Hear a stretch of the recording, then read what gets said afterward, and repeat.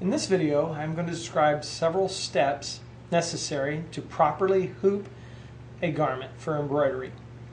The elements involved in this process are the hoop, which is in two pieces, the inside ring, which is the larger of the two pieces that has the attaching arms that go into the arms on the machine, and the outside ring, or the tension ring.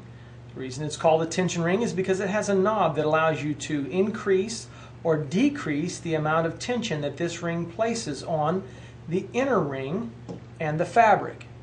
The thicker the material, the wider you open the ring. The thinner material, the closer or the tighter you make the ring. If the ring is too tight, then it can do what we call hoop burn the garment, which will leave a permanent ring on the garment after you take it out of the hoop. If it's too loose, then the garment may fall off during embroidery. So it's important that you properly tension the hoop before you actually embroider the fabric. And an easy way to do that is just to hoop the garment and then reach in between and tighten or loosen the ring until you've got the proper amount of tension on that ring. Another important element is your choice of stabilizer. Now, stabilizer is a fabric or a paper-like material that you put between the tension ring and the garment. So the garment will go, the tension ring and the stabilizer will go between the panels of the garment, and then the hoop is pressed in to hold it in place. And I'll demonstrate that in just a moment. There are several types of stabilizer. This stabilizer is a cutaway, meaning that a pair of scissors will be necessary to trim this out after the embroidery is done. You'll notice that it will not tear, certainly not easily. The other type of stabilizer is something called tearaway, which, as its name implies, is easily torn away from the fabric whenever the embroidery is complete. And while it is often tempting to want to use tearaway for everything that you embroider because of its ease of removal, it is not appropriate for many fabrics, particularly things that are very light, like a t-shirt, and mobile.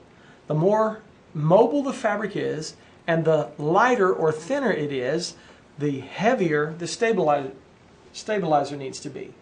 So for this project, because I am embroidering on a t-shirt, I have chosen to use two pieces of a medium weight cutaway. I'm going to begin hooping by placing my tension ring between the two panels of the t-shirt and placing it in the general place where I want the final embroidery to be placed. Then I'm going to take my two pieces of stabilizer and I'm going to put them between the two panels as well and on top of the tension ring.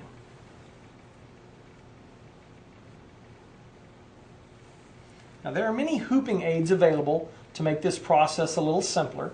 For the purposes of this demonstration, just using a basic setup of a good solid surface to hoop on and a hoop that you would normally use. Now, once I've basically placed my stabilizer and my tension ring in between the two panels with the stabilizer on top of the tension ring, now I'm ready to put the other piece of the hoop in, which will then put these two pieces together.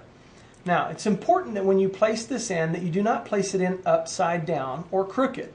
What I mean by upside down is that these positioning pins here and here need to be at the bottom or the lower part down here. If you put them in this way, with them at the top of your garment, then it will not fit on the machine correctly. These points need to be at the bottom. Then I also want to align my shirt so that my embroidery will be straight. So first I want to ensure that my garment is straight across the shoulders.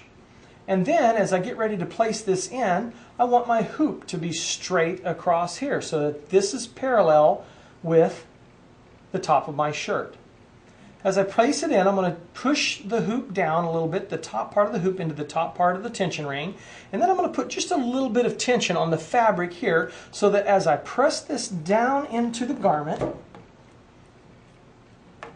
my fabric will be nice and smooth and tight across the surface. I'll make sure I'm pressed in all the way, and then I should now have a parallel surface between the tops of my shoulders and the top of that hoop. And as I look at the material in the hoop, when I run my finger across there, I shouldn't get any pushing of the fabric. But I should also not pull the fabric so tight as to stretch it so that the grain of the fabric is not straight as well. At this time, this is a well-hooped shirt, and it's ready to go on the machine.